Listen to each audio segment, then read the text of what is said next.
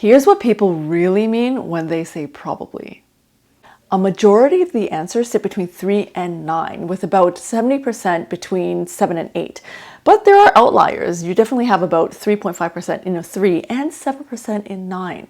The older the age group, the narrower the band of their responses. So it's interesting because this also correlates with some of the verbal responses that I get from people like my children and their friends. Some of them are actually very adamant that there probably is a 3. So the real question for me is, what happens when a 3 probably has a conversation with an 8 probably? The dictionary definition of probably is that it is likely to happen or be true. Even ChatGPT gave me 3 different answers.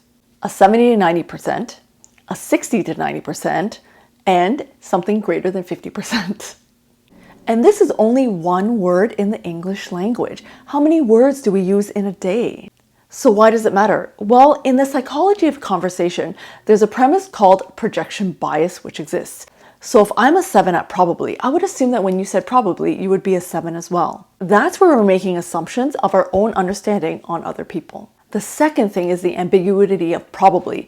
Based on this research alone, there's a range that exists. So how do you know what the range is of the other person? Ultimately, when it comes to communicating effectively, words are meaningless without understanding. I invite you to try this probably experiment with your peers, your friends, your family, over dinner. Just ask, on a scale of 0 to 10, with 0 being no, 10 being yes, what is the likelihood of that on this scale? It's really fascinating when we pause and explore our understanding of our own words and other people's. For more experiments, you can click on the link to explore it all.